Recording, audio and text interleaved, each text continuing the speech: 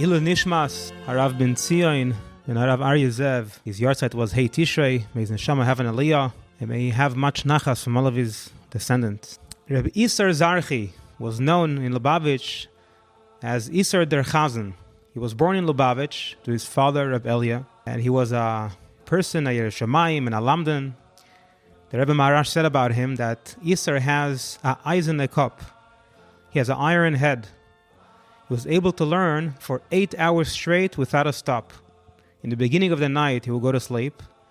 At 2 o'clock in the morning, he will get up and learn all the way until the morning. The Frierdiker Rebbe once called him a Lamdan, and he explained that it's the way the Alter Rebbe explained what a Lamdan is. Just like when you call someone a Ganav. A Ganav is not someone who knows how to steal. A Ganav is someone who actually steals b'poel mamish. So too a Lamdan is someone who actually learns, not just someone who knows how to learn.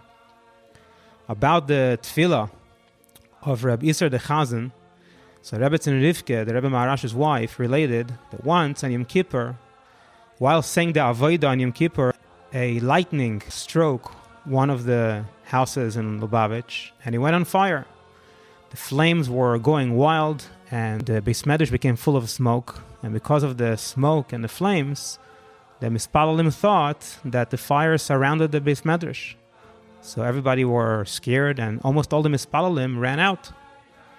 And because of the running, one woman fell in Ezes Nashim and broke her leg, unfortunately. The Rebbe Maharash, however, sat by his place without any change, and around him a small amount of Mispalalim, that when they saw that the Rebbe stayed, so they stayed also. Reb Iser's Islahavus during the Avodah was so big that he didn't even hear or see anything that happened. He didn't notice anything, and he just kept saying the Avodah without stopping. Reb Iser the Chazan had a special nusach for the tefillos in Yomim Noraim, especially in the Avodah of Yom Kippur. Usually when the Chazanim start the Avodah on Yom Kippur, they start by announcing out loud the first two words, Ato Keinanto. But Reb Iser, instead of announcing the first two words together, Ato Keinanto, he would just announce the first word, Ato, and then quietly say the rest. And later years, the Frierdiker Rebbe pointed out that that's the way it should be.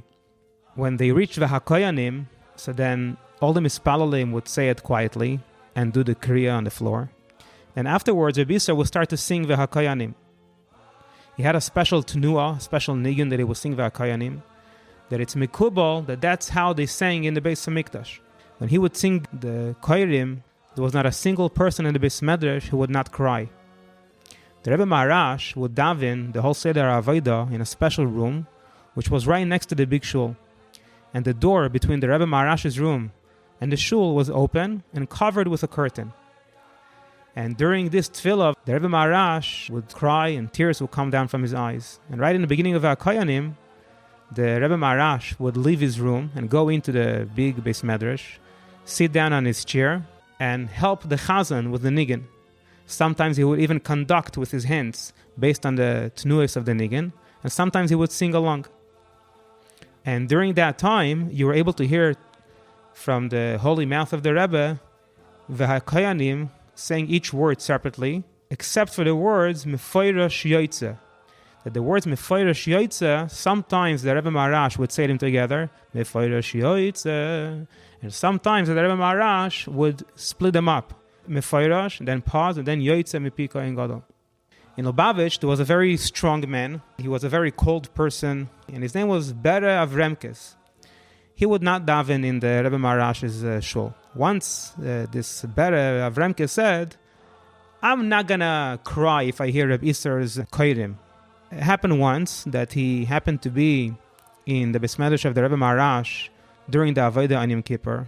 And when Reb Iser the Chazan came to V'Hakahyanim, so this Bere Avremkes was standing next to the sink. And when he heard Iser the Chazan singing V'Hakahyanim, Bere Avremkes started to shake and to cry so much that he actually had to hold on to the sink that he shouldn't fall. And the Rebbe Rashab said about this, that this big emotion that took over Bere Avremkes wasn't so much because of Reb Iser's negina, as much as it was because of the kavanos of my father, the Rebbe Maharash. And the Rebbe Rashab explained, it is similar to that which is known that when you say Zecher Rav Tuvcha by Ashrei, if you say it with a proper kavanos, then all the people who stand around you remember everything that happened to them from the beginning of their life. And the Rebbe Rashab related, once, many Chashavei guests came for Yechidus to the Rebbe Maharash. One of them was a big Gvir that actually hired for himself his own personal Melamed to sit and learn with him Becharvusa. The room of the Yechidus was right next to the Bis Medrash, where all the guests were sitting and learning and davening. In the middle of the Yechidus, my father stopped and he said to daven Mincha, and when they started to say Ashrei, suddenly a big tumult broke out in the Bis Medrash. All the people in the Bis Medrash who were davening, and especially that Gvir, awoke with tremendous Yisairidus because they remembered about all the not good things that they did throughout their whole entire lives. And they cried bitterly. And this was because my father, the Rebbe Maharash, was then in the nearby room saying Zecher Rav Tuvcha with those kavanis. So the same thing ended off the Rebbe Rashab. Was during the Avodah. When Rabbi Isser was singing, the Yisairidus of the Mispalalim didn't come so much because of the singing of Rabbi Isser, it was more because of the kavanis of my father, the Rebbe Maharash. But still, you also needed the singing of Rabbi Isser. This was Rabbi Isser. Later on in Liubavitch, there was another Chazan, Rabbi Yחיאל der Chazan, Rabbi Yחיאל Halperin, also known as Rabbi Yחיאל der Meshulach. He was the Chazan by the Rebbe Rashab, and he was a Meshulach, he was a Shadar. He went around to collect money for Temchet Mimim. He was actually not raised as a Frum Yid, even though he's a descendant of a Chassid of the Alter Rebbe.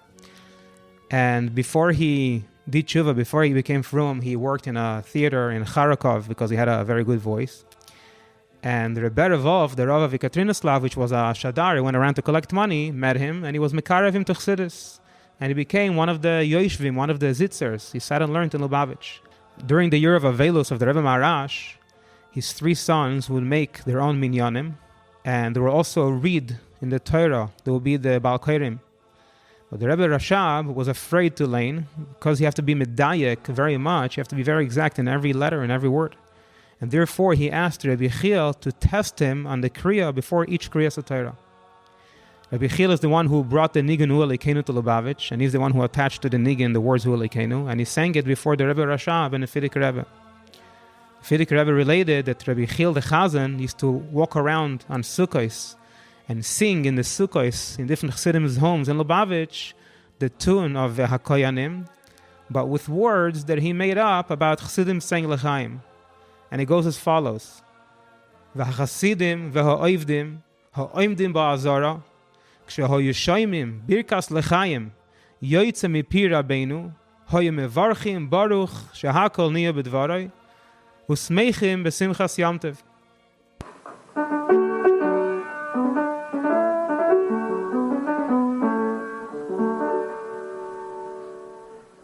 והכהנים ay ay ay ay ay ay ay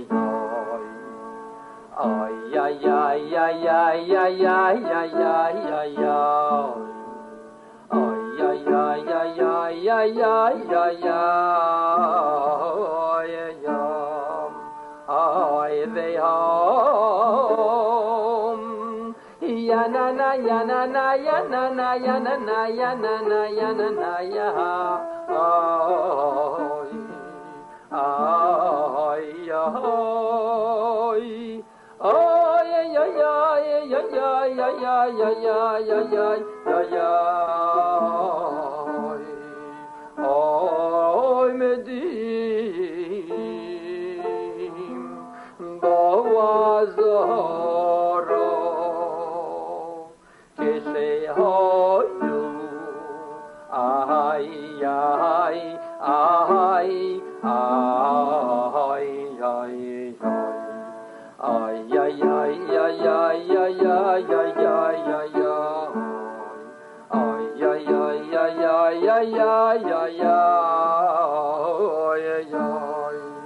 Shoymim es Hashem